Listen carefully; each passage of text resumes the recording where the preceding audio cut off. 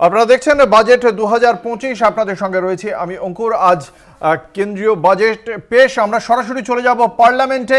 সেখানে ইতিমধ্যেই পৌঁছে গিয়েছেন কেন্দ্রীয় অর্থমন্ত্রী নির্মলা সীতারামন। আপনারা দেখতে পাচ্ছেন তার হাতে রয়েছে সুদৃশ্য এনভেলপে মোড়া সেই ট্যাব, যেখান থেকে আজকে বাজেট পেশ করতে চলেছেন। 2024-এর লোকসভা নির্বাচনে জিতে তৃতীয়বারের জন্য মোদী সরকার এসেছে ক্ষমতায় এবং 2024-এর 23শে জুলাই সর্বশেষ যে বাজেট পেশ করেছিলেন, তারপর এবার সেই অর্থে পূর্ণাঙ্গ বাজেট পেশ করতে চলেছেন। অষ্টমবারের জন্য বাজেট পেশ করতে চলেছেন কেন্দ্রীয় অর্থমন্ত্রী নির্মলা সীতারামন। এক রাশ প্রত্যাশা নিয়ে দেশের মানুষ তাকিয়ে রয়েছে এই বাজেটের দিকে। কতটা সাধারণ মানুষের সুরাহার কথা ভেবে কেন্দ্রীয় অর্থমন্ত্রী বাজেট পেশ করেন, শিল্পক্ষেত্রে কি থাকে, কর্মসংস্থানের জন্য কি ঘোষণা করেন, এই নাকি ভারসাম্যের বাজেট তৈরি হবে, নাকি জনমোহিনী, নাকি সংস্কারের দিকে হাঁটতে পারেন কেন্দ্রীয় অর্থমন্ত্রী। প্রত্যেকটি বিষয় নিয়েই এই মুহূর্তে দেশবাসীর মনে অপার প্রত্যাশা এবং কৌতূহল। ঠিক সকাল 11টায় এই বাজেট পেশ করবেন কেন্দ্রীয় অর্থমন্ত্রী নির্মলা সীতারামন। গতবার বাংলার ভাগ্যে তেমন কিছু জোটেনি বলেই বলেছিল বাংলার শাসক দল তৃণমূল কংগ্রেস। এবার বাংলার ভাগ্যে আদৌ কতটা কি জোটে সেদিকেও তাকিয়ে রয়েছেন বাংলার মানুষ। যেহেতু কেন্দ্রের শরিক দল টিডিপি এবং তার সঙ্গে সঙ্গে জেডিইউ, ফলে গতবার আমরা দেখেছিলাম অন্ধ্রপ্রদেশ এবং বিহারে বেশ কিছু প্রকল্পের ঘোষণা ছিল। এবারের ক্ষেত্রে এখনো পর্যন্ত শরিক দলের প্রতি একটা নির্ভরতা রাখতেই হচ্ছে কেন্দ্রের শাসক দল বিজেপিকে। ফলে এক্ষেত্রে কি পদক্ষেপ করা হয়?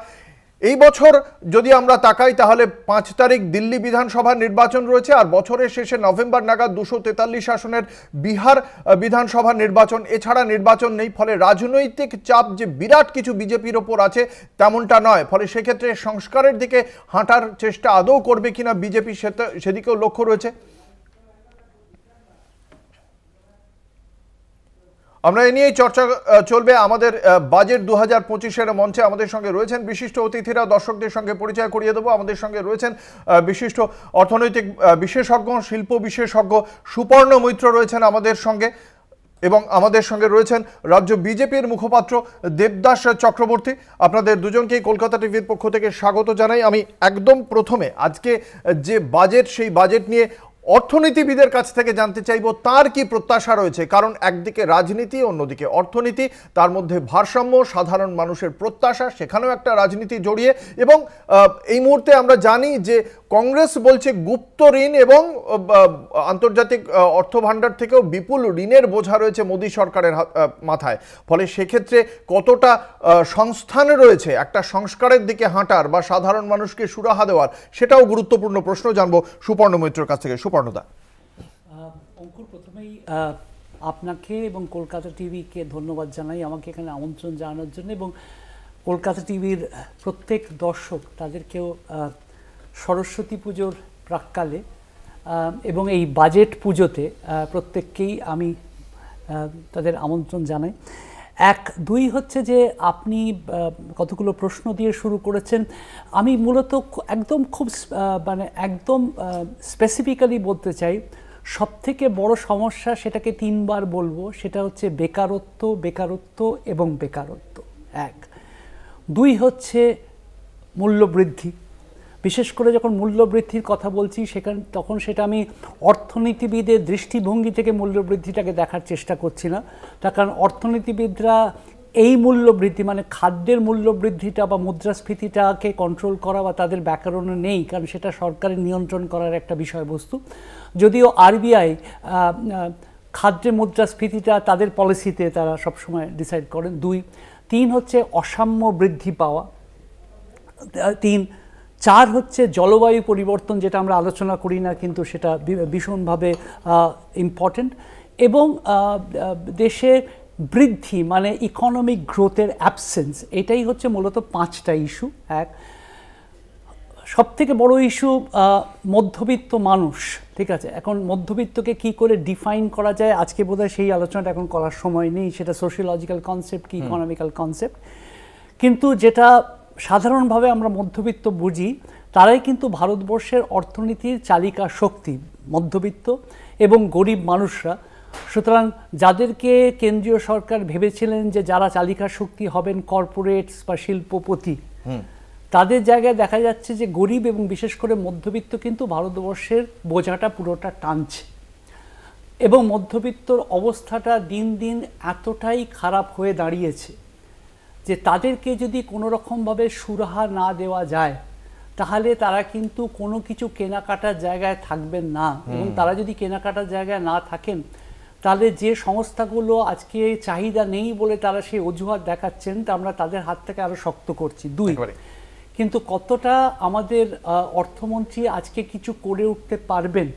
সুবর্ণদা, কালকে তো ইকোনমিক সার্ভেটা আপনিও নিশ্চয়ই দেখেছেন, কি মনে হচ্ছে সংস্থান কতটা আছে? না, আপনি তো একদম সঠিকভাবে অঙ্কুর, আজকে আপনি 20 বছরের উপরে বাজেটটাকে আপনি নিজে ওই চেয়ারে বসেন, আপনি আমাদের থেকে ভালো অ্যানালিস্ট হতে পারেন। কি বলছেন? কিন্তু আমি বলছি যে আসলে মানে to be fair to the finance minister, খুব একটা যে উনি কিছু করতে পারবেন তা নয়। তার কারণটা হচ্ছে যে ওনারও খেলার জায়গাটা খুব কম, এবং মানে অন্য প্যানেলিস্টরা আছেন। আমি শুধু একটা খালি আপনাকে তথ্য দিয়ে যেতে চাই, ভারতবর্ষে মাত্র 5% মানুষ ইনকাম ট্যাক্স রিটার্ন ফাইল করেন। এই সরকার বারবার বলেন যে এত লোক ইনকাম ট্যাক্স রিটার্ন ফাইল করছেন, আরে আমার নীল রিটার্ন ফাইল করার সংখ্যা কত? তাহলে 5% ফাইল করছেন, তার মধ্যে 50% ডাইরেক্ট ট্যাক্স দিচ্ছেন। মানে ধরুন অঙ্কুর, আপনি এখানে কর্মরত, আপনারটা কর ফাঁকি দেওয়ার ব্যাপার নেই, আপনার টিডিএস কেটে নিচ্ছে। কিন্তু কোনো সরকার ইনক্লুডিং বিজেপি, অল গভর্নমেন্টস, আমি বিজেপি হোক কংগ্রেস হোক যে কোনো হোক, তারা এই যে ফার্মারদের কোনোদিন ট্যাক্স করেননি, এগ্রিকালচারাল লবিকে। এবং অনেক আগে national institute for finance for public policy তারা একটা স্টাডি করেছিলেন, দেখা যায় যে যদি এগ্রিকালচারকে ট্যাক্স করা যায় প্রায় 2.5 লক্ষ কোটি টাকার মতো ট্যাক্স সেখান থেকে আসবে। সুতরাং মধ্যবিত্তকে ট্যাক্স করছেন আপনি, তারাই বাড়ি কেনেন, তারাই গাড়ি কেনেন, গরিব মানুষ নিশ্চয়ই ফুড আইটেমস কেনেন, যেখানে 3 থেকে 5% জিএসটি, কিন্তু ম্যাক্সিমাম জিএসটি যে সিন গুড জেরো সেটা কিন্তু মধ্যবিত্তই কেনে। তাহলে সে গাড়ি কেনে, সে বাড়ি কেনে, সে তার ছেলে মেয়েকে স্কুলে বিক্রি করে। সুতরাং তাকেই যদি আমি গলাটা টিপে নিই তাহলে কিন্তু সে কিন্তু খরচা করার জায়গায় থাকবে না। সো আমার মনে হয় যে মধ্যবিত্তকে রিলিফ দেওয়া উচিত, কিন্তু কোথা থেকে দেবেন বা কতটুকু, বিকজ আমি বাজেটটাকে খুব একটা আর ইম্পর্টেন্ট বলে মনে করি না, because budget can do a small bit. আমার মনে হয় এই সরকারের মানসিক স্তরে, ডিএনএ স্তরে, এক very important philosophically, and to structurally তাদের কিন্তু একটা স্ট্যান্ড নিতে হবে যে এই যে কর্পোরেট তাদেরকে তারা 26% ট্যাক্স করেছিলেন, what have they done for the last 5 years। আসবো রাজ্য বিজেপির মুখপাত্র দেবদাস চক্রবর্তীর কাছে। নমস্কার। এই মুহূর্তে দাঁড়িয়ে মানে কেন্দ্রীয় অর্থমন্ত্রীর কাছে প্রত্যাশা তো প্রচুর রয়েছে। আমাদের সঙ্গে ইতিমধ্যেই যোগ দিয়েছেন আরও একজন বিশিষ্ট অতিথি, দর্শকদের সঙ্গে পরিচয় করিয়ে দেব। প্রদেশ কংগ্রেসের মুখপাত্র কেতন জয়সওয়াল আমাদের সঙ্গে যোগ দিয়েছেন। স্বাগত জানাই কেতন। আমি আসবো রাজ্য বিজেপির মুখপাত্রের কাছে। আপনারা একজন বিজেপি কর্মী শুধু না, একজন সাধারণ মানুষ হিসেবে, এই বাংলার নাগরিক হিসেবে আপনার কি প্রত্যাশা রয়েছে? প্রত্যাশা সাধারণ নাগরিকের মতন, গোটা দেশবাসীর মতন আমারও প্রত্যাশা থেকেই থাকে। কিন্তু ভারতীয় জনতা পার্টি যবে থেকে গভর্নমেন্টে এসেছে তবে থেকে দেশ এবং দেশের মানুষ ছাড়া, সার্বিক উন্নতি ছাড়া আর কিছুই চিন্তা করে না। ভারতীয় জনতা পার্টির একটাই উদ্দেশ্য যে শেষ পংক্তিতে যে লোকটি দাঁড়িয়ে আছেন তার হাতে খাদ্য, বস্ত্র, বাসস্থান তুলে দেওয়া। এই হিসেবে প্রত্যেকটি দিন, প্রত্যেকটা বছর আমাদের ভারতীয় জনতা পার্টির সরকার বাজেট পেশ করে থাকেন। আচ্ছা দেবদাসবাবু, একদম ঠিকই বলেছেন, এটা তো ভালো কথা। মানে এই কারণেই কি যৌথ খাদ্য তালিকা থেকে চাল, ডাল, তেলের মতো নিত্য প্রয়োজনীয় সামগ্রীগুলো বাদ দেওয়া হয়েছে, মানে সাধারণ মানুষের কথা ভেবে? আপনি যদি ছোট ছোট জিনিস নিয়ে ইয়ে করেন, সামগ্রিকভাবে বিচার করতে হবে, গোটা দেশকে নিয়ে ভাবতে হবে আমাকে। যে ইকোনমিক্স গ্রোথ এবারে সেটেল করা হয়েছে 6.3% থেকে 6.8%। যিনি বলছেন যে ইকোনমিক্স গ্রোথ একবারই হয় না। শুধু আমাদের রাজ্যটাকে নিয়ে চিন্তা করলে হবে না, আমাদের গোটা দেশ নিয়ে চিন্তা করতে হবে। অবশ্যই আমরা ইসরো একটা বিশাল দায়িত্ব পালন করছে, যেটা রুরাল ডেভেলপমেন্টের ক্ষেত্রে, এগ্রিকালচার সেক্টরের ক্ষেত্রে এবং ইনফ্রাস্ট্রাকচার ডেভেলপমেন্ট। গরিব মানুষের জন্য কি করেছে এই সরকার? এটা সবই তো গরিব মানুষের জন্য, সাধারণ নাগরিকের জন্যই তো করা হচ্ছে। বাজেটে এখানে কোনো কৃষি পণ্যের সহায়ক মূল্য এগুলো তুলে দিয়ে আপনারা মানে গরিব মানুষের জন্য না, কেন আমরা রেশনে খাদ্য দিচ্ছি না?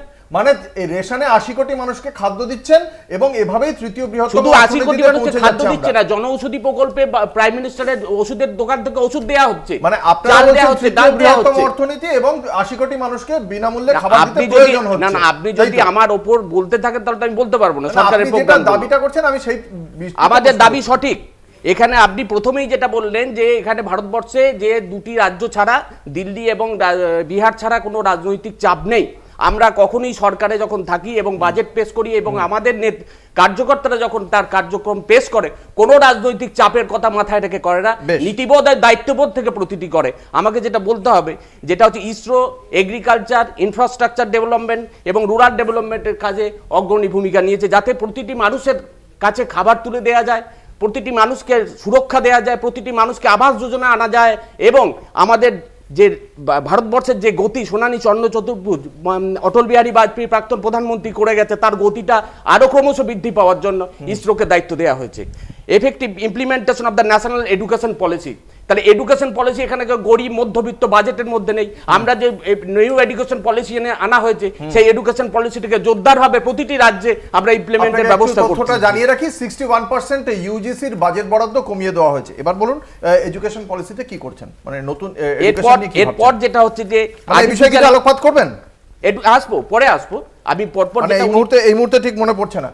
61% ইউজিসির বাজেট বরাদ্দ কমিয়ে আপনারা শিক্ষা খাতে এখন এবছরে কিছু করা হয়নি। আমি সেটাই বলছি। আমি আপনার বক্তব্য শুনলাম, আমি আসবো কংগ্রেসের কাছে। এই মুহূর্তে দাঁড়িয়ে কংগ্রেসের কি প্রত্যাশা রয়েছে? না, আমরা তো মানে মোদী সরকার যবে থেকে এসছে আমরা তো বছরের পর বছর বাজেটগুলো দেখে তারপর মোটামুটি এখন আমাদের কেন দেশের মানুষেরও খুব একটা বাজেটের প্রতি যে আগ্রহটা ছিল সেটা এখন আর নেই। কারণ তারা জানে যে কি হতে চলেছে, যেটা এত বছর হতে চলেছে সেটাই হতে চলেছে। যারা কর্পোরেট, যারা মোদিজিকে সবসময় ফান্ড দেন বা যারা ইলেকট্রাল বন্ড যারা দিয়ে থাকেন বা নানা রকম ভাবে যারা মোদিজিকে সাহায্য করেন, যারা তার বন্ধু, তারা কিছু পার্কস পাবেন, তারা কিছু সুবিধা পাবেন, কিন্তু সাধারণ মানুষ, খেটে খাওয়া মানুষ, এই যে আপনি বলছিলেন যে খাদ্য মানে খাদ্য তালিকা থেকে যে ওগুলো বাদ দেওয়া হয়েছে, চাল ডাল, এগুলো বলছেন ছোট বিষয়। যাই হোক, এডুকেশন নিয়ে বললেন, এডুকেশনটা নিয়ে আমি কালকে যে ইকোনমিক সার্ভে পাস করছে সেখানেও বলা হয়েছে যে দেশে ওখানে মেডিকেল এডুকেশনটা লক্ষ্য করা হয়েছে যে মেডিকেল এডুকেশনে মানে হুড় করে দাম বেড়ে যাচ্ছে। এখন আজকের দিনে মিডিল ক্লাসের নাগাল থেকে বাইরে চলে যাচ্ছে দেশে এডুকেশনের যে খরচা আছে। আর উনি এডুকেশন নিয়ে সব বলছিলেন যে এবার আজকের দিনে বাজেট আসবে, মধ্যবিত্তের উপর আরো ট্যাক্স নানা রকম ভাবে চাপানো হবে। শুধু বাজেট বলে না, 12 মাস কোনো না কোনো ভাবে যারা মিডল ক্লাস, যারা লোয়ার মিডল ক্লাস বা গরিব মানুষের উপর নানা রকম ভাবে সরকার অত্যাচার করে চলেছে, অর্থনৈতিক অত্যাচার। বাকি অত্যাচারের কথা বলছি না, যেহেতু আজকে বাজেট নিয়ে ব্যাপারটা হচ্ছে। এবার আমরা যখন ইউপিএ সরকার আমাদের ছিল, আমরা মানরেগা এনেছিলাম। বলুন তো সেই স্ট্যাচারে, সেই অত বড় যে মানে গরিব মানুষের নিয়ে আপনি বলছিলেন, তো গরিব মানুষের জন্য মানরেগার মতো একটা কোনো রেভলিউশনারি কোনো কিছু করতে পেরেছি? তার ধারে কাছে গিয়ে কিছু করতে পেরেছেন? আচ্ছা, যে রেশনের কথা বলছিলেন সেটাও কিন্তু আমাদের 2013 সালে পাস করে দেওয়া ন্যাশনাল ফুড সিকিউরিটি অ্যাক্টের জন্যই দিতে হচ্ছে। সরকার, কংগ্রেস হোক বিজেপি হোক, government of India is bound, তারা বাধ্য এই খাদ্য দেওয়ার জন্য।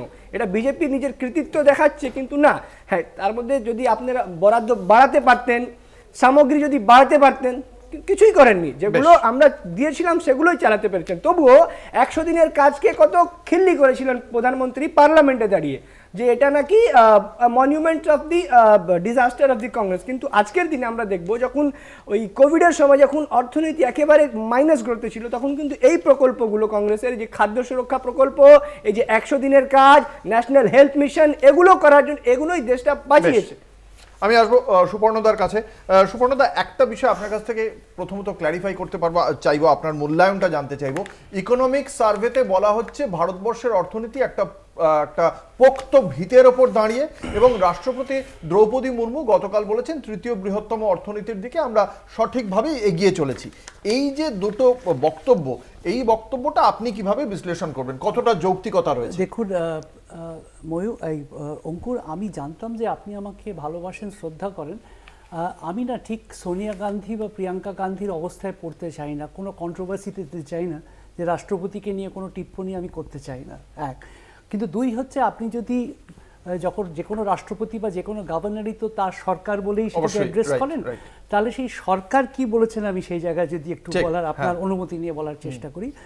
প্রথম কথা হচ্ছে যে আমি কোনো সন্দেহ নেই যে ভারতবর্ষে মৌলিকভাবে আমরা যথেষ্ট সবল, মৌলিকভাবে এই নিয়ে কিন্তু কোনো সন্দেহের কোনো জায়গা নেই।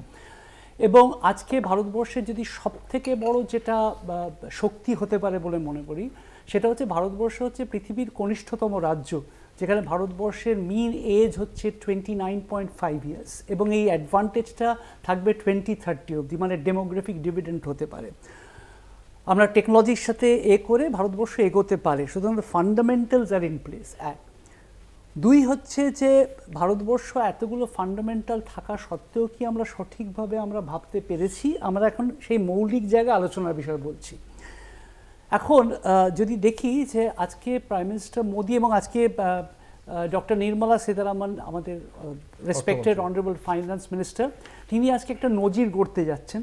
তার কারণ তিনি আজকে 8 নম্বর বাজেট করছেন, সেটা একমাত্র দুজন করেছিলেন। একটা হচ্ছেন না চিদম্বরম সাহেব, মোরারজি দেসাই করেছেন, কিন্তু সেটা আলাদাভাবে। চিদম্বরম সাহেব 9 বার করেছেন এবং ডক্টর প্রণব মুখার্জি 8 বার করেছেন, but they not under the same prime minister, উনি প্রথম সেটা করছেন। এক। দুই হচ্ছে 2014 থেকে 2024, 25টা আমরা আলোচনা করছি পরে। 2019-এ যখন প্রাইম মিনিস্টার মোদি যখন গেলেন আমেরিকাতে, তখন ট্রাম্পের ক্ষেত্রে, তখন উনি বললেন যে হাউডি মোডি নিয়ে আমরা কথাবার্তা বললাম, এবং কর্পোরেট ট্যাক্সটাকে 26% কথা বলার কথা হলো, এবং উনিও বলেন যে ঠিক আছে নিশ্চয়ই আমি করব, দেশে ফিরে সেটা করলেন, এবং তার কোনো দোষ নেই। তার কারণ উনি মনে করলেন যে কর্পোরেটরা এমনভাবে বললেন যে অন্য OECD দেশগুলোতে বা অন্য আসিয়ান কান্ট্রিগুলোতে যদি তার বেশি করা হয় তাহলে এখান থেকে ক্যাপিটাল অন্য দেশে চলে যাবে। ঠিক আছে, তাহলে 2019 থেকে 2024, তাহলে 14 থেকে 19 আমরা একটা দেখেছি, 19 থেকে 24 আরেকটা দেখছি যে পার্সোনাল ইনকাম ট্যাক্স এবং জিএসটি এই দেশটাকে চালাচ্ছে, তাহলে গরিব মানুষ এবং মধ্যবিত্ত মানুষ চালাচ্ছে। তাহলে যাদেরকে আমরা কর্পোরেট ট্যাক্স দিয়েছি, এক্সপেক্ট করেছিলাম যে তারা কর্মসৃষ্টি করবেন, এক। এক্সপেক্ট করেছিলাম যে তারা ট্যাক্সে কন্ট্রিবিউট করবেন, তারা অজুহাত দেখাচ্ছেন বারবার যে এখানে নাকি কোনো রকম চাহিদা নেই। সারা পৃথিবীতে তো চাহিদা কমে যায়নি, তখন সবসময় যে ইউক্রেন আর ওই বরগুলো হচ্ছিল না, তাহলে তারা কেন সেটা করেননি? সুতরাং আমরা এই সরকারকে সেটা বোধহয় রিভিজিট করার দরকার। এক।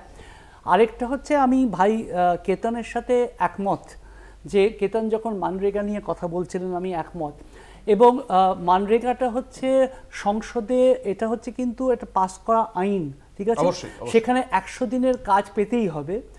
এই সরকারের বরাদ্দ গত বছর সবথেকে বেশি বরাদ্দ করে 86,000 কোটি টাকা বরাদ্দ করেছিলেন, যাতে হিসেব করলে মাত্র 48 দিনের কাজ পাওয়া যায়। সুতরাং that is one element which we will have to look into the thing. সুতরাং আমরা কিন্তু কোনো এখানে বিজেপি কংগ্রেস এই আলোচনাগুলো করতে আসিনি, আমরা আমাদের দেশ, আমাদের বাজেট, এবং আমরা এই আলোচনাগুলো করতে এসেছি যে কর্পোরেটকে যে টাকা দিয়েছি তাতে আমার লাভটা কি হলো। এক। আর খালি ভাই কেতনকে বলি, একমাত্র বিজেপিকে ইলেকট্রাল বন্ডের ব্যাপারে দোষ দিয়ে লাভ নেই। তার কারণটা হচ্ছে বিজেপি সব থেকে বেশি ইলেকট্রাল ফান্ড থেকে করেছে, কিন্তু তার যা রোজগার করা উচিত সাইজ অনুযায়ী সেটা করতে পারেনি। এক। দুই হচ্ছে কংগ্রেসের যথেষ্ট, কেন অডিট রিপোর্ট কিছুদিন আগেই জমা পড়েছে, কংগ্রেসের রোজগার ইলেকট্রাল বন্ড থেকে বেরিয়েছে। আর তৃণমূল কংগ্রেসকেও আমি কনগ্র্যাচুলেট করতে চাই, কেন এরকম একটা ছোট্ট আঞ্চলিক দল হয়ে তারা বিআরএসকেও বিট করে দিয়ে সব থেকে টপ ইলেকট্রাল ফান্ডিং রেসিপিয়েন্ট। ফলে এই বিষয়গুলো চর্চায় থাকবে। দেখা যাক এই অভিযোগের, কংগ্রেসের অভিযোগের কি উত্তর রয়েছে রাজ্য বিজেপির কাছে। একটা ছোট্ট বিজ্ঞাপনী বিরতির পর ফিরে আসছি আলোচনায়, সঙ্গে থাকুন। ফিরে এলাম বিরতির পর, আপনারা দেখছেন বাজেট 2025, আপনাদের সঙ্গে রয়েছে আমি অঙ্কুর। বিরতিতে যাওয়ার আগে এই বাজেটের প্রত্যাশা এবং তার বিশ্লেষণ শুনছিলাম অর্থনীতিবিদ এবং প্রদেশ কংগ্রেসের মুখপাত্রের কাছ থেকে। অবশ্যই উত্তর শুনতে চাইব রাজ্য বিজেপির মুখপাত্র দেবদাস চক্রবর্তীর কাছ থেকে। দেবদাস বাবু, মনরেগার ব্যাপারে যিনি বলছেন তাতে ওনাকে আশ্বস্ত করি, ইসরোকে এর জন্য প্রধান দায়িত্ব দেওয়া হয়েছে মনরেগা ইমপ্লিমেন্টেশন, এবং ইসরোকে ইসরো স্পেস রিসার্চ অর্গানাইজেশন, তাকে এই কিসের দায়িত্ব? ISRO playing a crucial role on the rural development scheme like MNREGA and PM Krishi সঞ্চয় যোজনা। এক সেকেন্ড, আমরা জানতাম যে মানে কালকে আমাদের মাননীয় রাষ্ট্রপতি উনি যে রাজ্য মানে সরকার যেটাকে দিয়ে দেয় সেটাকে পড়তে হয়, এটাই আমাদের নিয়ম। কিন্তু বা আজকের দিনে আমাদের অনারেবল ফাইন্যান্স মিনিস্টার তিনিও বাজেটটা পড়বেন, কিন্তু টিভি চ্যানেলে এসে যদি বিজেপির মুখপাত্র এইভাবে যদি মানে একদম না বুঝে ইসরো নাকি মানরেগার কাজে লাগবে, মানে বুঝতে পারছি না। হয়তো উনি জানেন, আমরা বুঝতে পারছি না, একটু বলুন। এই পরেরটা আছে, আমি আমাকে রুরাল এমপ্লয়মেন্টটা করবে জেনারেট, একটু বুঝিয়ে বলুন। হ্যাঁ বুঝিয়ে আমি বলে দেবো আপনাকে, আমাকে টাইম দিন, আমি পরেরটা যাচ্ছি। বলবো আমি আপনাকে পরের প্রসঙ্গটা আছে, পরের টার্মে গিয়ে আমি আপনাকে বলে দিতে পারি, কিন্তু আমি ওনাকেই চাই বলুন। হ্যাঁ ঠিক আছে, আমি বলে দেবো আপনাকে, আমাকে একটু টাইম দিন। ইন্ডিয়ান আর্টিফিশিয়াল ইন্টেলিজেন্স মোশন যেটা প্রোটেক্ট দ্য ফ্রড, সেটা এই বাজেটে ইম্পর্টেন্স দেওয়া হচ্ছে। এরপর দেওয়া হচ্ছে budget focus on agriculture sector, fast moving consumer goods, যেটা যেটা ইউএস ডলার 220 বিলিয়ন। প্লিজ, আপনি বাজেট নিয়ে বলছেন না ইকোনমিক সার্ভে নিয়ে বলছেন? যেটা এই বাজেটে ফোরকাস্ট হবে, ইকোনমিক সার্ভে কথা বলছি আমি, ওটাই বলছি। আপনি বলছেন বাজেটে বলছি, বাজেট যেটা হাইলাইটস হবে, আপনি বলতে দিন, আপনি চুপ থাকুন। যখন দেবদাসবাবু একটা কথা বলি, একটা কথা ইন্টেলিজেন্স দিয়ে মাটি করা হবে, এআই দিয়ে কি হবে সেটা তো আমরা দেখতে পাচ্ছি। মানে ডিপসেক যখন আজকে আমেরিকার মাথা ব্যথার কারণ হয়ে দাঁড়িয়েছে, তখন আমরা মানে কুম্ভ নিয়ে আমরা চিন্তা ভাবনা করছি, সেখানে পদপিষ্ট হচ্ছে, সেখানে এআই নিয়ে কিছু হচ্ছে না। আমাকে তো সরকার থাকতে গেলে এটা করতে হবে, বাজেটে এটা অ্যালোকেট করতে হবে, তো এটা ডেভেলপ করতে হবে যে ফ্রডটা যাতে আটকায়। খুব ভালো কথা। আপনি যদি না এটা করা হয়, ইকোনমিক সার্ভে বা বাজেটে এটা যদি অন্তর্ভুক্ত না করা হয়, তখন বলবেন এটার ব্যাপারে কি ইম্পর্টেন্স আপনি দিচ্ছেন। তাহলে আমি যখন যদি করি তখন বলবেন কেন করা হচ্ছে, আমেরিকা এটা করছে, আপনার কি ইম্পর্টেন্স আছে। আর যদি না করি তখন বলবেন যে করা হচ্ছে। আমি তো একবারও বলছি না এটা করার প্রয়োজন নেই। এরপরে আছে budget focus on agriculture sector, fast moving consumer goods, budget deficit fiscal year 2025 approximate 1.9 trillion dollar. বলা হয়েছে কালকের থেকে কলকাতা টিভির দর্শক সেটা দেখছে, ইকোনমিক সার্ভেতে কি গেছে। নতুন করে আমি সেটা শুনবো না। আমি বলছি আপনার কাছে ঠিক এটাই, যে এই ইকোনমিক সার্ভের ওপর আমরা কেন আস্থা রাখবো। গত 10 বছর ধরে যে পদক্ষেপগুলো আমরা দেখেছি, যেটা একটু আগে সুপর্ণদার তথ্য দিয়ে বললেন, যে আপনারা বলছেন প্রান্তিক মানুষের জন্য আপনারা চিন্তা করেন, কিন্তু আপনারা বাজেট অ্যালোকেশন 86,000 কোটি টাকা রেখে 48 দিন কাজের বন্দোবস্ত করছেন, 100 দিনের কাজের কথা বলছেন না। যদিও সেটা একটা অ্যাক্ট, আইন, যে 100 দিনের কাজ দিতে হবে, কিন্তু আপনারা বাজেট অ্যালোকেশনটা এমন ভাবে করছেন 48 দিনের কাজের বন্দোবস্ত। আমি লাস্ট 5 ইয়ার্স এই প্রশ্নের উত্তরটা আপনার কাছে শুনতে চাই। লাস্ট 5 ইয়ার্সের কথা বলছি, পার্টিকুলার এই রাজ্যের জন্য, যে লাস্ট 5 ইয়ারে centre has release 5.36 lakh crore কি রিলিজ করেছে সেটা বিষয় না, বাজেট অ্যালোকেশনটাই 86,000 কোটি টাকা। আমাকে বলতে দিন, 86,000 কোটি টাকা বাজেট অ্যালোকেশন ছিল, তাতে 48 দিনের জব ক্রিয়েশন হয়। আপনি আমাকে বলতে দিন, তবে তো বলবো। না বলতে দিলে কি করে বলবো? রুরাল ডেভেলপমেন্টের জন্য 93,172 কোটি বাজেট অ্যালটমেন্ট করা হয়েছে লাস্ট 5 ইয়ার্সে। 2,151 কোটি টাকা স্বচ্ছ ভারত মিশনের জন্য, 13,469 কোটি টাকা আরবান ডেভেলপমেন্ট। আপনি কি উত্তরটা দিলেন বলে আপনার মনে হচ্ছে? কোনটা? মানে সুপর্ণদা যে প্রশ্নটা করেছেন আপনি তার উত্তর দিয়েছেন। আমাদের বাজেট অ্যালোকেশন আচ্ছা বেশ, দেখি বাকিরা আপনার কথা কি মনে করছে, আমি সেটা অবশ্যই শুনবো, কিন্তু তার আগে একটা ছোট্ট বিজ্ঞাপনী বিরতি নেব, সঙ্গে থাকুন। ফিরে এলাম বিরতির পর। আপনারা দেখছেন বাজেট 2025। আসবো দেবদাস চক্রবর্তী, রাজ্য বিজেপির মুখপাত্রের কাছে। আপনি বলছিলেন আপনার বক্তব্য সম্পূর্ণ করবেন, বলুন। ইসরোকে যে দায়িত্ব দেয়া হয়েছে এগ্রিকালচার বা মঙ্গেরা বা আপনার মঙ্গেরা নয় মনরেগা, এর সঙ্গে যেটা রয়েছে যে পিএম কৃষি যোজনা, এর যে পূর্ণাঙ্গ যে ডেটা, এটা ইসরোর যে অধিকর্তা বা যারা এমপ্লয়ি তার তো মাটি কাটতে যাবে না বা এগ্রিকালচারের যেখানে করতে যাবে না। যোজনাটা কি পিএম দিয়ে চাষ করবেন, মানে একটু বুঝান না ব্যাপারটা। না, পুরো ডেটাটা কালেকশন করতে হবে তো, যে পিএম কৃষি যোজনা আমাকে একটু বুঝতে চাই, আমি জানি না। সেখানে পিএম কৃষি যোজনা শুধু একটা প্রকল্প নেই তো, বিভিন্ন, তাকে সাবসিডি দেওয়ার ব্যাপার আছে। দুটো বলুন, মানে কি সুবিধা পায় চাষিরা, কি সুবিধা পায়? লোন দেয়া হয়, আপনার ইন্টারেস্ট সাবসিডি দেয়া হয়, যন্ত্রপাতি প্ল্যান্টার মেশিনারি কেনার জন্য এগ্রিকালচার দেয়া হয়। রয়েছে কিষান ক্রেডিট কার্ড তো অনেক বছর ধরে রয়েছে। এই যে আপনি বললেন প্রধানমন্ত্রী, সবই তো ভারতবর্ষে ছিল। তাহলে ভারতবর্ষে বিজেপি আমি এবার 10 সেকেন্ড বলি প্লিজ, 10 সেকেন্ড। সবই তো ভারতবর্ষে ছিল। এটাই হচ্ছে মূল বিষয়, যে আপনারা 2014 সালে একটা মজবুত অর্থনৈতিক ভিত পেয়েছিলেন। You people have got an strong big, but you were failed to capitalize on that. আপনারা যা পেয়েছিলেন সেটাকে আপনারা এগিয়ে নিয়ে যেতে পারেননি। আমরা মনরেগা 100 দিনের কাজ দিয়েছিলাম, আপনারা সেটাকে 120 দিন করতে পারেননি। আমরা মনরেগাকে মিনিমাম ওয়েজ দিয়েছিলাম, আপনারা সেটাকে বাজিয়ে নিয়ে যেতে পারেননি। আপনারা শুধু কর্পোরেট। কৃষি যোজনা নিয়ে প্রশ্নটাও তুলছে প্রধানমন্ত্রী। কৃষি যোজনা থেকে আপনি বললেন কৃষকদের ন্যূনতম সহায়ক মূল্যে ছাড় দেওয়া, কৃষকদের ঋণ মকুব করা, যে কর্পোরেটদের যে ট্যাক্সটা ছাড় দেওয়া হয়েছে গত 10 বছরে এই নরেন্দ্র মোদী সরকার প্রায় 14 লক্ষ কোটি টাকার রাইট অফ করে দিয়েছে ব্যাংকগুলো, কিন্তু কর্পোরেট ট্যাক্স ছাড় পেলেও কৃষকদের ঋণ মকুব করা হয়নি, বিদ্যুতের মাসুলে তাদের ছাড় দেওয়া হয়নি। তাহলে কৃষকদের পাশে কোথায় দাঁড়ালো? সব জায়গায় দাঁড়াচ্ছে, কৃষি ঋণ দেয়া হচ্ছে, কৃষি সাবসিডি দেয়া হচ্ছে, কৃষি প্ল্যান্টার মেশিনারি কেনার জন্য। আপনারা যদি কিছু দেখতে না পান, হরিয়ানা সীমান্তে দাঁড়িয়ে রয়েছে, অনশন করছে কতদিন আপনি দেখুন, 26শে নভেম্বর থেকে অনশন করছে। সেটা বিরোধী পক্ষরা তো সাপোর্ট করছে, যেটা নিউ এগ্রিকালচার পলিসি আনতে চেয়েছিল সেটা তো আনতে দিচ্ছে না। আপনি এগ্রিকালচার পলিসি আনতে দিন, সেখানে দেখা যাবে কি আছে এগ্রিকালচারে। আপনারা তো নতুন শ্রম কোড আইন মানে যেটা এনেছেন, সেই শ্রম কোডের জন্য শ্রমিক সুরক্ষাটা নিয়ে প্রশ্ন উঠে গিয়েছে, আপনাদের তো এখনো পর্যন্ত সেটা নিয়েও সমস্যা। ভারতবর্ষে ভারতীয় জনতা পার্টি একমাত্র দল যারা দেশের কথা চিন্তা করে, দেশ ভাগও করতে চায় না, দেশ ছন্নছাড়াও করতে চায় না। দেশ বলতে কারা? দেশ আজকে প্রতিরক্ষা ক্ষেত্রে দেশ বলে তো মানুষ। এই তো একটু আগে ছিল মধ্যবিত্ত কোন কোন ভাবে সমস্যায় রয়েছে। দেশ কারা? দেশ কি আদানি আম্বানি? নিশ্চয় আদানি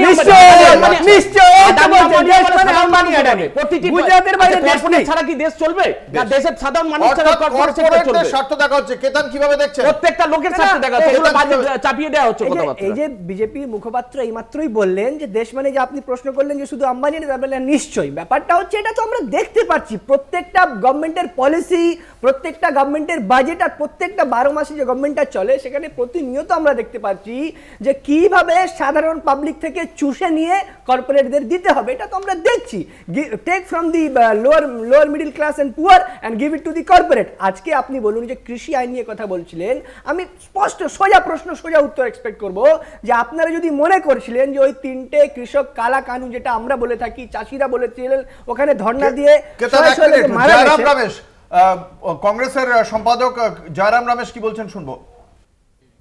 क्या एलोकेशन होगा और खास तौर से मध्य वर्गों के लिए टैक्स रिलीफ मिलेगा कि नहीं, निजी निवेशकों को प्रोत्साहन मिलेगा कि नहीं, और ये कर आतंकवाद जो है पिछले 10 साल से जो चल रहा है, क्या उससे हमें छुटकारा मिलेगा, निवेशकों को छुटकारा मिलेगा।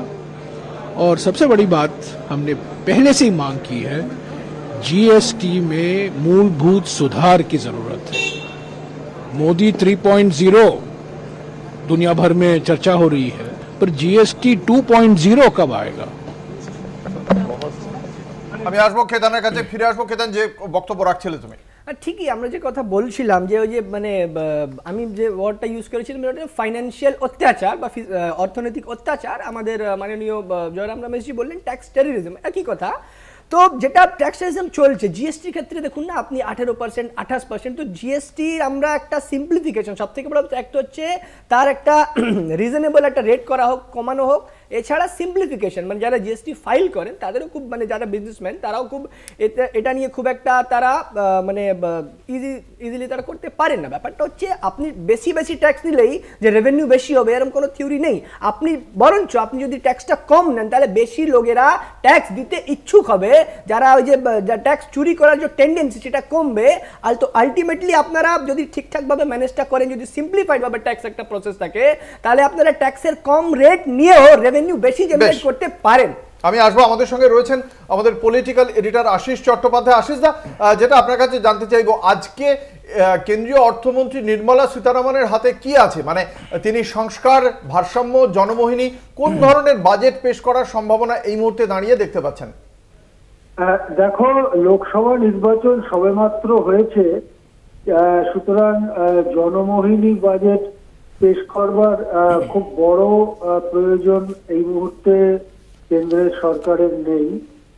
তাছাড়া কেন্দ্রের সরকারের কোষাগারে যে পরিমাণ আমদানি হবে বলে, যে পরিমাণ টাকা আসবে বলে আগে মনে করা হচ্ছিল, এসে বৃদ্ধির গতি ঝিমিয়ে পড়ার কারণে কর আদায় বাবদ যে টাকা কোষাগারে আসে সেই টাকার মধ্যে ভাটা পড়েছে, সেই টাকা আসার মধ্যে। সেই জন্যে নির্মলা সীতারামনের হাতে যে অনেক বড় টাকার ফান্ড রয়েছে যা দিয়ে তিনি নানা রকম সুরাহা দিতে পারেন, এটা মনে করা হচ্ছে না। সেই জন্য অগ্রাধিকার তৈরি করতে হবে যে কোন শ্রেণীকে বা সমাজের কোন অংশকে তিনি কতটা সুবিধা দিতে চান বা চান না, সেই প্রশ্নটাকে সূক্ষ্মতার সঙ্গে নিশ্চয়ই বিবেচনা করা হয়েছে। একটু পরেই বাজেট ভাষণ শুরু হবে, তাতে আমরা খানিকটা আন্দাজ পাবো। এখন দেখার যে সমাজ কল্যাণমূলক যে প্রকল্পগুলো চলছে, 100 দিনের কাজ থেকে শুরু করে নানান সমাজ কল্যাণমূলক কাজ, তার জন্য বরাদ্দ এক রাখা হয় না বাড়ানো হয়।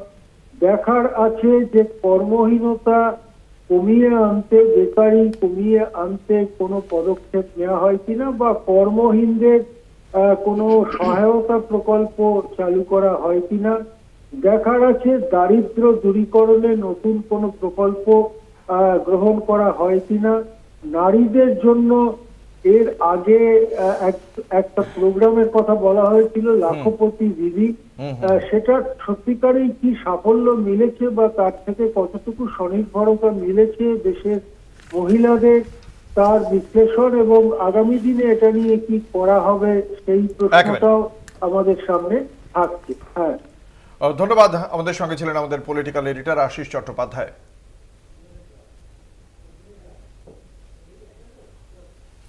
নিয়ে নেব একটা ছোট্ট বিরতি, সঙ্গে থাকুন। ফিরে এলাম বিরতির পর। আপনারা দেখছেন বাজেট 2025, আপনাদের সঙ্গে রয়েছে আমি অঙ্কুর।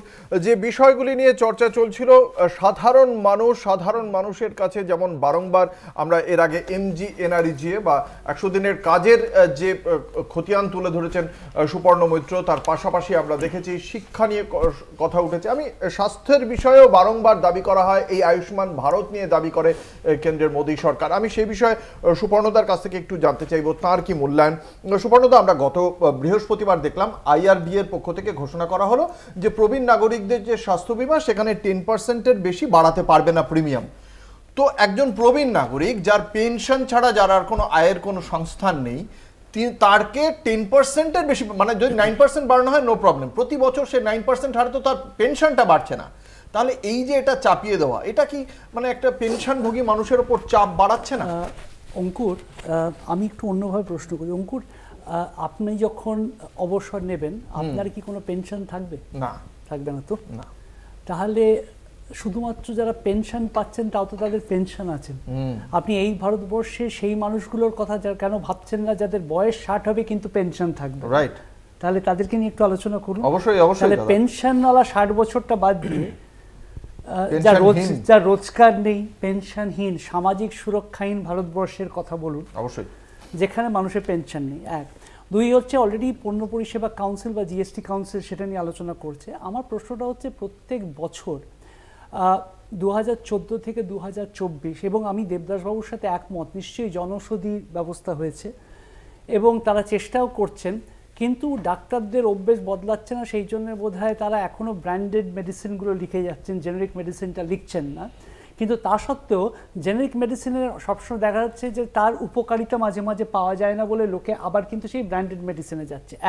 তার কারণ 40 to 50% is marketing and communication as far as the price is concern.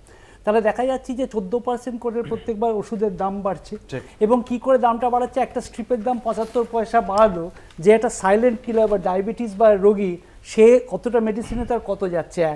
2 হচ্ছে সরকারি হাসপাতালগুলো সে যে সরকারি হোক আস্তে আস্তে ভঙ্গুর বা পঙ্গু করে দিচ্ছে। আমি বাধ্য হচ্ছি বেসরকারি সংস্থায় করার জন্য, আমি নিজের পয়সা থেকেই প্রিমিয়াম দেওয়ার চেষ্টা করছি, সেখানেও বলছেন যে না আমাকে এত % দিতে হবে।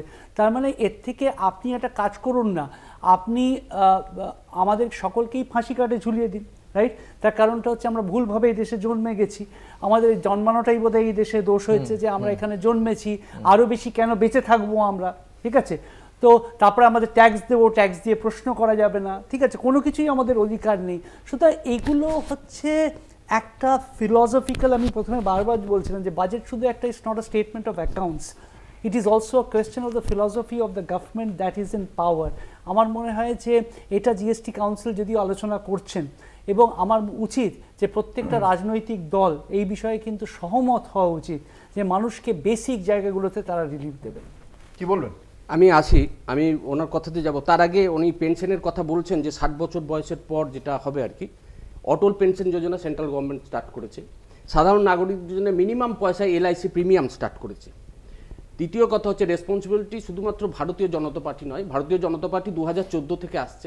আমরা চেষ্টা করছি ভারতবর্ষে, আমাকে বলতে দিন, আসবেন মিস্টার আসবেন, 2014 পর থেকে আমরা চেষ্টা করে যাচ্ছি যে ভারতবর্ষকে আরো উন্নতভাবে নিয়ে চলে যাওয়ার। তার আগে এই বাজেট ইয়েতে যেটা হবে, উনি মেডিসিনের কথা বলেছেন, আমরা 5-6টি ব্যাপারে খুব বেশি ইম্পর্টেন্স দেওয়া হবে এই বাজেটে। সেটা হচ্ছে ই-কমার্স এবং retailers, information technology, software service, health care and pharmaceuticals, renewable energy and fintech. এই যে health care and pharmaceutical, NHM এর মাধ্যমে, ন্যাশনাল হেলথ মিশনের মাধ্যমে সারা ভারতবর্ষ জুড়ে সরকারি হাসপাতালে ওষুধ দেওয়া হয়, বিনা পয়সায় ওষুধ দেওয়া হয়, প্রধানমন্ত্রী জনঔষধি ওষুধ করা হয়। এরপর দেখুন, মানুষ নিয়ে কাজ করা, তো মানুষের মধ্যে যদি অস্বচ্ছতা থাকে সেটা আমাদের দূর করতে হবে। আপনি একটু জেনে নিন, হরিয়ানায় কাদের সরকার? যেই থাকুক সরকার, ভারতীয় জনতা পার্টির সরকার, ভারতীয় জনতা পার্টির সরকার, নবাব সিং সাইনি, হ্যাঁ ঠিক আছে, আপনাদের মুখ্যমন্ত্রী। হরিয়ানায় 600টা হাসপাতাল, তারা বলছে আয়ুষ্মান ভারত আমরা নেব না, 400 কোটি টাকা ডিউ রয়ে গিয়েছে। আচ্ছা, তাহলে সেই আয়ুষ্মান ভারতের সাফল্য নিয়ে কি বলবেন? এই যে হেলথ সেক্টর নিয়ে কথা বলছেন, তো তাই আপনাকে হেলথ সেক্টরের তথ্য দিলাম, এবার বলুন। পলিসি ইমপ্লিমেন্টেশন করতে গিয়ে সেখানে সাফল্য আসতে পারে, অসাফল্য আসতে পারে, মানে সেটা বিজেপির সরকার, এটা বিজেপি সরকার হতেই পারে। বিজেপির সরকার মানে যে সেটা সব জায়গায় ইমপ্লিমেন্ট হয়ে যাচ্ছে তা নয়, কিন্তু আমরা চেষ্টা করছি যে মানুষকে সুরক্ষা দেওয়ার, লাস্ট পংক্তিতে যিনি বসাচ্ছেন তা খাদ্য দেওয়া, মানে পলিসি ইমপ্লিমেন্টেশনে আপনাদের ডাবল ইঞ্জিনের সরকার ব্যর্থ। না না, কেন ব্যর্থ হবে? ব্যর্থ নয় এগুলো, এটা স্বাভাবিকভাবে ব্যর্থ, কিন্তু যেটা পার্মানেন্ট ব্যর্থতা নয়, ব্যর্থতা নয়, ব্যর্থতা বাড়বে না। আমরা সেটাকে রেকটিফিকেশন করব, আমরা সেই জায়গায় পৌঁছাবো। ব্যর্থতা আগে স্বীকার করুন। না, কেন ব্যর্থতা স্বীকার করব? আমরা কাজ প্রয়োজন হয়, রেকটিফিকেশন কখন প্রয়োজন হয়? যখন সেটা ভুল হয় তখন রেকটিফিকেশন। আমরা ভুলটা স্বীকার করছেন, কাজ ভুলটা না, কেন ভুল স্বীকার করব? কাজ স্বীকার করছেন না, কাজ করতে করতে আমরা রেকটিফিকেশন করব। চারবো কেতন জয়সওয়াল না, তার আগে আমি একটা কথা বললাম কি, নারীদের সম্বন্ধে উনি যেটা বললেন যে এখানে নারী শক্তি, স্বাস্থ্য নিয়ে কথা হচ্ছিল, আগে স্বাস্থ্য বিষয়টা কেতনের বক্তব্য শুনে। দেখুন, স্বাস্থ্য শুধু না, সবকটা যেগুলো ইম্পর্টেন্ট পিলার সেগুলোর মধ্যে কিন্তু বরাদ্দ কমেছে, ওয়েদার ইট বি ইউজিসি বা এডুকেশন হোক, হেলথ হোক, ডিফেন্সে কমেছে, মনরেগায় কমেছে, সবকটাতেই কমেছে। এবার স্পেসিফিকলি যদি আমরা যদি মেডিকেল ফিল্ডে আসতে হয়, যে আয়ুষ্মান ভারতের এত, কিন্তু আয়ুষ্মানের যে মেডিসিনগুলো ডাক্তাররা লিখছেন না কেন? তার কারণ হচ্ছে যে একটা ডাক্তার তৈরি হতে গেলে আজকের দিনে এই মোদী সরকারের আমলে যে মেডিকেল এডুকেশনটা এত বেশি তার এক্সপেন্সেস আছে, একটা ডাক্তার হতে হলে যদি কোটি কোটি টাকা খরচা করতে হয়, তারা খরচা করতে বাধ্য হন, স্বেচ্ছা থেকে খরচা করতে চায় না, তো তারা আলটিমেটলি সেই টাকাটা উসুল করার জন্য কি করবেন? তারা ওই মেডিকেল লবির মধ্যে পড়বেন, তারা বেশি দামের ওষুধ লিখবেন, ব্র্যান্ডেড মেডিসিন, যেগুলো আমাদের দাদা বলছিলেন, এই সবগুলো পড়বে। কিন্তু এই যে ন্যাশনাল হেলথ মিশনের যে কথাটা বলছিলেন, যেটা 2013 সালে আমাদের কংগ্রেসের গভর্নমেন্ট, ইউপি গভর্নমেন্ট করেছিল, এবার তারপরে থেকে আমরা যেটা দেখতে পাচ্ছি যে তারপরে থেকে একটা মানে একটা রিলাক্টেন্ট একটা মনোভাব, যে আমরা ইন্স্যুরেন্স দিয়ে দিলাম, আমাদের কাজ শেষ। তা হয় না। আপনি মেডিকেল ইনফ্রাস্ট্রাকচার কি বিল্ড আপ করেছেন সেটার কোনো উত্তর সরকারের কাছে নেই, শুধু বলে দেবে। আপনার সময় আমি বলিনি, আমি যদি বলতে শুরু করি পুরো বলতে পারবেন না দাদা, প্লিজ সাবধান। এবার যেটা হচ্ছে যে সরকারটা মনে করে যে আমি মেডিকেল ইন্স্যুরেন্স দিয়ে দেওয়াটা, সেটাও আবার আয়ুষ্মান যোজনা যখন আপনি দেখবেন নানা রকম ফিল্টারেশন, আপনার যদি একটা ফ্রিজ থাকে তাহলে আপনি বঞ্চিত হবেন, আপনার যদি 2 চাকা থাকে তাহলে আপনি বঞ্চিত হবেন, অনেকগুলো ফিল্টারেশন আছে আয়ুষ্মান যোজনায়। তবুও যদি বলি যে একটা ইন্স্যুরেন্স শুধু পুরো মেডিকেল ইনফ্রাস্ট্রাকচার হতে পারে না, আপনি কটা হাসপাতাল করেছেন সেই সংখ্যা কেউ বলতে পারছে না। আমরা কংগ্রেসের সরকার অনেক আগে থেকে এইমস বা এরকম অনেক রকম আমরা ইনস্টিটিউট করেছি, যেখানে একটা মানে ফার্স্ট ক্লাস মেডিকেল ট্রিটমেন্ট হয়। আজকের দিনে বিজেপির হোক কংগ্রেসের যে কোনো নেতা আমরা দেখি যখন তারা অসুস্থ হন, তারা কিন্তু এমসেই যেতে হয়। তাহলে মেডিকেল ইনফ্রাস্ট্রাকচারে একটা দাগ কাটতে পারলেন না 11-12 বছর সরকারে, আর মেডিকেল নিয়ে বড় শুধু ব্র্যান্ডিং আর মার্কেটিং দিয়ে দেশটা চলে না। বেশ, আসবো সুপর্ণ মৈত্রর কাছে।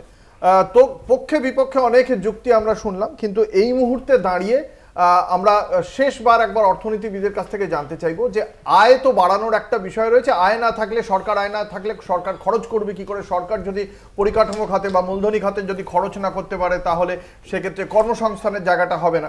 আমার সুপর্ণদার কাছে প্রশ্ন হচ্ছে গিয়ে, আয় বাড়াতে হলে আমরা একেবারেই মানে লেম্যান, আমরা অর্থনীতিটা জানি না, রাজস্বের আদায় বাড়ানো, খরচ কমানো, মানে আমার সেই জায়গা যদি হয়, তাহলে অর্থমন্ত্রী আয় বাড়াতে এখন কি কি করতে পারেন বা মুদ্রাস্ফীতি রোধেই বা কি কি করতে পারেন বলে মনে হচ্ছে?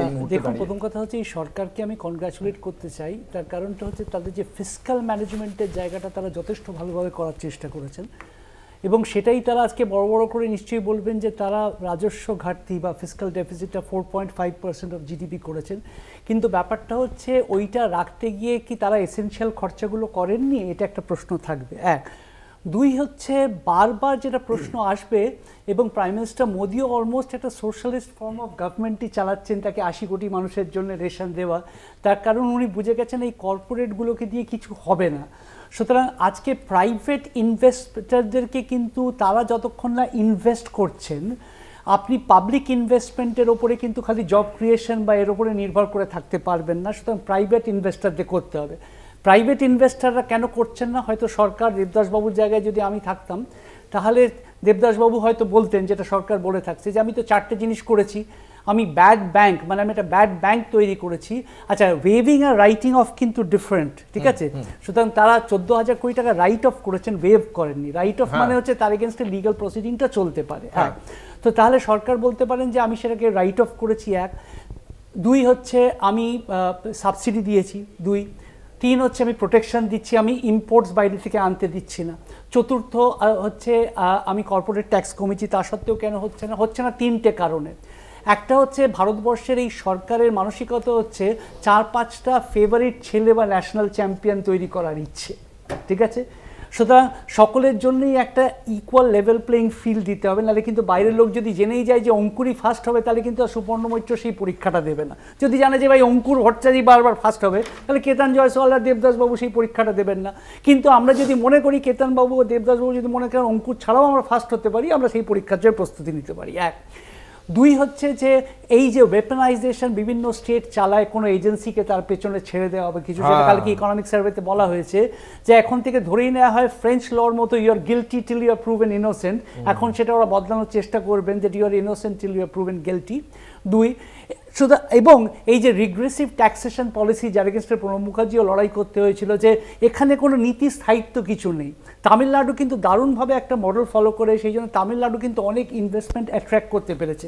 যখন ফোর্ড সিদ্ধান্ত নিয়েছিল যে আমরা এই দেশ ছেড়ে চলে যাব, তামিলনাড়ু কিন্তু তাদের ধরে রাখতে চায়নি, তারা কীভাবে দেশ ছেড়ে চলে যায় সেটা তারা হেল্প করেছিলেন। পরে যখন আবার ফোর্ড তাদের স্ট্র্যাটেজি ঠিক করে বললো যে আমরা অন্য এমার্জিং মার্কেটে যাব, তাদের মনে করলো আমরা তামিলনাড়ুতেই যাব, because they were the friendly thing. সুতরাং তাদেরকে বোঝার ডিএনএটাকে রাখতে হবে। 2, এই ন্যাশনাল চ্যাম্পিয়নের জায়গা থেকে বেরিয়ে আসতে হবে, to take care of this national champions. এবং মেক ইন ইন্ডিয়া, আমাদের এখানে ম্যানুফ্যাকচারিং বেরিয়েছে, কিন্তু সত্যিই কি ম্যানুফ্যাকচারিং ইজ আ সাকসেস? না। এবং আমাদের উইক এক্সপোর্টস, ভীষণভাবে weak exports, weak manufacturing, these are serious issues. এগুলোকে যদি এই সরকার অ্যাড্রেস না করতে পারেন, আমি সরকারকে কনগ্র্যাচুলেট করব, তারা পাবলিক ইনভেস্টমেন্ট যথেষ্ট করেছেন, বাট পাবলিক ইনভেস্টমেন্টস দিয়ে কিন্তু অতটা জব জেনারেট করা যাবে না। সো প্রাইভেট ইনভেস্টমেন্টস, যেটা জয়রাম রমেশ বললেন, সেটা দরকার। 1। 2 হচ্ছে আমি জয়রাম রমেশের সাথে সম্পূর্ণ সহমত, তিনি তার রাজনীতিক জায়গা থেকে বললেও আমি অর্থনীতির জায়গায় সহমত, যে জিএসটি 2.0 হোক। তার কারণ জিএসটি ভীষণভাবে সাকসেসফুল। যে কোনো এখানে নির্মলা সীতারামনও খুশি, ওমর আবদুল্লাও খুশি, মমতা ব্যানার্জিও খুশি। কেন? বাড়িতে বসে বসে টাকা চলে আসছে, কোনো খাটতে হচ্ছে না, মধ্যবিত্ত কিছু কিনছে আর বাড়িতে টাকা চলে আসছে। কিন্তু রেভিনিউ বাড়ানোটাই কি আমার একমাত্র উদ্দেশ্য ছিল নাকি? ভাই কেতন যেটা বলছে সিম্পলিফিকেশন, তো সেই সিম্পলিফিকেশনের জায়গাটা 5টা-6টা করে স্ল্যাব কেন হবে? সো স্ল্যাবের সিম্পলিফিকেশনটা দরকার, এবং যাতে মানুষ বেশি করে সেটা দিতে পারেন। 2, সেটা চেষ্টা করাটাই বোধহয় আমার মনে হয় উদ্দেশ্য হওয়া উচিত। দেখা যাক শেষ পর্যন্ত কেন্দ্রীয় অর্থমন্ত্রী নির্মলা সীতারামন কোন পথে হাঁটেন। আমরা আর কিছুক্ষণ বাদে 11টার সময় তিনি তার বাজেট পেশ করতে চলেছেন, আমরা অধীর আগ্রহে অপেক্ষা করছি। কলকাতা টিভির পর্দায় লাইভ দেখুন সেই বাজেট, এবং তার সঙ্গে সঙ্গে থাকবেন বিশিষ্ট অতিথিরা, সেই বাজেটের বিশ্লেষণও আমরা শুনবো। আপাতত বাজেট 2025 এখানেই শেষ করছি। আমাদের সঙ্গে ছিলেন দেবদাস চক্রবর্তী, সুপর্ণ মৈত্র, কেতান জয়সওয়াল। আপনাদের প্রত্যেককে আপনাদের মূল্যবান মতামতের জন্য অসংখ্য ধন্যবাদ। শেষ করছি বাজেট 2025। দেখতে থাকুন কলকাতা টিভির রাত দিন 7 দিন।